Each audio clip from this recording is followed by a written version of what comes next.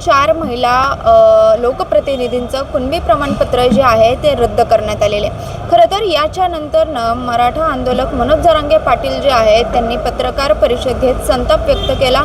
संपूर्ण सरकार म्हणजेच मुख्यमंत्री असतील किंवा एकनाथ शिंदे असतील यांच्यावरती त्यांनी संताप व्यक्त केला आणि पुन्हा एकदा आमची फसवणूक झाल्याचा आरोप केला. खरं तर हे सगळं जे जात पडताळणीचं जे पूर्ण प्रकरण असतं ते सुप्रीम कोर्टाचे जे निर्णयाच्या अनुसार चालत असतं असं त्याच्यावरती स्पष्टीकरण जे आहे ते मुख्यमंत्र्यांनी दिलेले.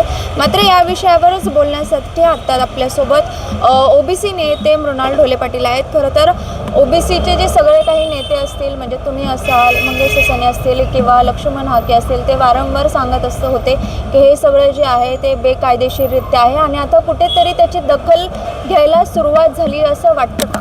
नाही, खरं तर कसं आहे की मराठा समाज हा सामाजिक मागास नाही आहे, शैक्षणिक मागास नाही आहे. हे वारंवार कोर्टामध्ये सिद्ध झालेलं आहे. विविध कमिट्यांनी हे सिद्ध केलेलं आहे. त्यामुळं मराठा समाज हा ओबीसीच्या आरक्षणासाठी पात्र नाही आहे. मराठा समाजाला SCBCचं आरक्षण आहे, EWSचं आरक्षण आहे. तिथं तो समाज आरक्षण घेत आहे. आम्हाला कोणालाही काही ऑब्जेक्शन नाही आहे. पण प्रॉब्लेम असा होतो की ज्यावेळेस आपण एखाद्या कॅटेगरीमध्ये नसतो आणि दुसऱ्या कॅटेगरीचं आरक्षण घेण्याचा कुठंतरी जबरदस्ती प्रयत्न करतो तर निश्चित त्याच्यामध्ये कायदेशीर प्रश्न निर्माण होऊ शकतात आणि ते होत आहेत. आता झालेलं काय की याच्यामध्ये यांनी तात्पुरते काही मलमपट्टीसाठी काही GR काढले. ज्यावेळेस मनोज जरांगेंनी आंदोलनं केली तर त्यावेळेस ते GR घेऊन नाचले की मी GR घेतला, मी यश मिळवलं, मी एवढं मोठं यश मिळवलं. तुम्ही गुलाल उधळून घेतला, पेढे वाटले, तुम्ही स्वतःचे हार तुरे सत्कार घेतले आणि दरवेळेस तुम्ही सांगितले की शेवटचं उपोषण हा शेवटचा GR. असं करत करत करत आपण तुम्ही 3-4 GR काढले. तुम्ही 8-10 वेळा उपोषणं केले, 8-10 वेळा शेवटची उपोषणं केली. आता ह्या GRच्या आधारे हे कसं आहे, कायद्याच्या कसोटीवर हे टिकणार नाही, भल्यांचं टिकणार नाही. जवळजवळ सगळे जे मराठा समाजाच्या लोकांनी कुणबीचे दाखले घेतलेले आहेत, कारण जात बदलण्याची कुठलीही सोय भारतीय संविधानामध्ये, भारतीय कायद्यामध्ये नाही. जात ही फक्त आणि फक्त बापाकडनं येते. बापाची जात जर तुमच्या कुणबी असेल तरच तुम्ही कुणबी होऊ शकत असाल. पण जर तुमची बापाची जात मराठा असेल किंवा इतर दुसरे कुठले असेल तर ती तुम्हाला घ्यावी लागती. तुमच्याकडे दुसरा पर्याय उरत नाही.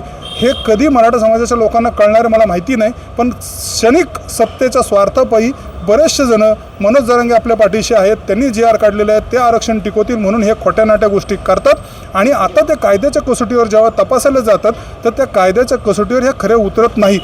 आता मराठवाड्यात 4 झाल्यात, आमच्या कमीत कमी 100 केसेस पेंडिंग आहेत आणि एवढंच नाही, जेवढे ह्या खोटे कुणबी दाखले भेटलेले आहेत सगळेच्या सगळे रद्द करण्याची मागणी आम्ही या सरकारकडे करणार आहोत. पश्चिम बंगालमध्ये असंच झालं. पश्चिम बंगालमध्ये भारतीय जनता पार्टीचंच सरकार आहे. OBC SC STचे जे खोटे दाखले घेतले होते ते लाखो दाखले रद्द करण्याचं काम तिथलच्या सरकारने केलं. त्याच धरातीवर OBCचं आरक्षण वाचवण्यासाठी एक घुसखोरी केलेले जे लोक आहेत की ज्यांनी बाप बदलले, जात बदलले, जे निजामला आपला आदर्श मानतात, ह्या अशा लोकांच्या नादी सरकारने लागून खरं तर कायदे करायला नव्हते पाहिजे, पण सरकारने ते केले.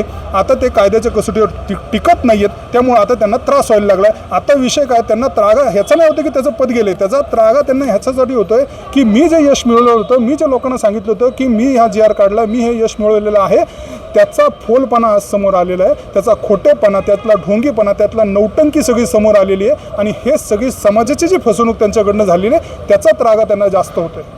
तुम्ही आत्ता बोलताना एक अतिशय महत्त्वाचा विषय मांडला की वडिलांमार्फत जात दिली जाते. आता असंच काहीचं प्रकरण दौंडच्या नगर परिषद घडलं. त्यांचे वडील ख्रिश्चन होते आणि त्यांनी मात्र कुणबीवरती, तर आता त्यांचं देखील रद्द झालेलं आहे अशी देखील सध्या बातम्या येत आहेत. ते आता अशा ते दौंडचं एक थोडंसं आपण आधी पण त्याची बातमी केली होती, त्याचा फॉलोअपमधून ते दौंडचं थोडंसं सांगा आता. आणि आता अशा महाराष्ट्रभर किती असू शकतात ते एक सांगा. नाही, मुळात असं आहे की दौंडचं जे प्रकरण होतं त्याच्यामध्ये रोहित राजेश पाटील जे होते त्यांचे वडील ख्रिश्चन होते, आजोबा ख्रिश्चन होते, हे सगळे प्रूफ्स होते आणि तरी देखील त्यांनी कुणबी समाजाचा दाखला घेतला. तर त्यांचं असं म्हणणं होतं की आम्ही हिंदूमध्ये रिकन्वर्ट झालेलो आहोत. पण रिकन्वर्ट जर झाला तुम्ही हिंदूमध्ये तर तुम्हाला जात देता येत नाही.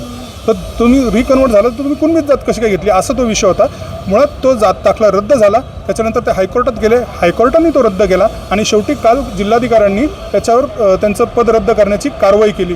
ते आता सुप्रीममध्ये गेलेत, सुप्रीममध्येही तेच होणार आहे, ते रद्द होणार आहे. त्याचं कारण आहे की जात ही बापाकडनंच येते, बापाकडनं जात येण्याचा दुसरा कुठलाही पर्याय आपल्याकडं नाही. त्यामुळं आपली जी वडिलांची जात असेल तीच आपली जात असते. हा साधा कायद्यातला नियम ज्यांना कळत नाही मला त्यांच्या बुद्धीची फार कीव वाटते. दुसरं असं आहे की मला स्पष्ट सांगायचं आहे, अभी तो नापी हे मुठ्ठीभर जवी, अभी आसमान बाकी आहे. आत्ताशी 4 दाखले रद्द झालेत. आम्ही हजारो नाही लाखो जरी दाखले असतील तरी आम्ही रद्द करणार, कारण OBCचं आरक्षण आम्हाला या घटनेने दिलेलं आहे, आम्हाला संविधानाने दिलेलं आहे, कायद्याने दिलेलं आहे. त्याच्यात आम्ही कोणालाही ढवळाढवळ करून देणार नाही.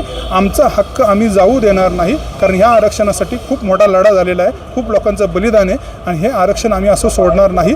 हा आमच्या मुलांचा, आमच्याही लेकरबाळांचा भविष्याचा विषय. त्यामुळं आम्ही निश्चित ह्या आरक्षणावर कुठेही कॉम्प्रोमाइज करणार नाही.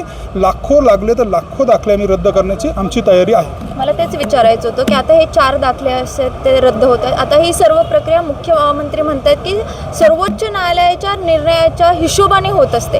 आता हे रद्द झालेत, मग इथे OBCच येणार का, जो मूळचा OBC आहे, असं काही नाही. मुळात आता तिथं नाही, तिथं इलेक्शन होणार, तिथं पुन्हा इलेक्शन्स होतील आणि त्याच्यामध्ये परत कॉन्टेस्ट होईल. तिथं जर परत कोणी OBC आरक्षणामध्ये घुसखोरी करण्याचा प्रयत्न पुन्हा मागचे पाडे 55 आम्ही करू आणि परत ते पद घालून परत तिथे इलेक्शन लावण्याचा प्रयत्न करू. आता सरकारने विचार करावा की रिइलेक्शन्स कितीदा घ्यावेत आणि मुळात ज्यांनी दाखले घेतलेत त्यांच्यावर आता सरकारची जबाबदारी की त्यांच्यावर आता गुन्हे दाखल करावेत आणि त्यांना जेलमध्ये टाकावं.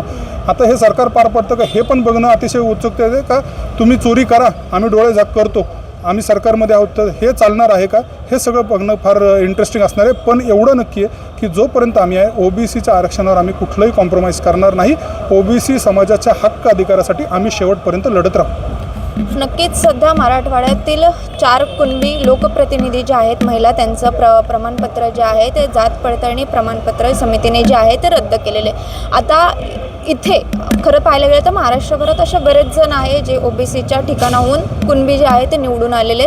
आता हळूहळू नेमकं या प्रक्रियेत पुढे काय होतं हे पाहणं महत्त्वाचं असेल. हा 4चा आकडा वाढतो का, आणि आता हे रद्द झालेल्या ठिकाणी पुन्हा एकदा ज्या इलेक्शन्स होतील त्या कशा प्रकारे होतात हे पाहणं महत्त्वाचं असेल. मात्र तत्पूर्वी देखील मृणाल ढोले पाटील जे OBCचे नेते आहेत त्यांनी 1 लाख प्रमाणपत्र आम्हाला रद्द करायचे असतील तरी त्याच्यासाठी आम्ही लढा देऊ असं त्यांनी म्हटलेलं आहे. शिवानी लकडे, टाइम्स ऑफ महाराष्ट्र, पुणे.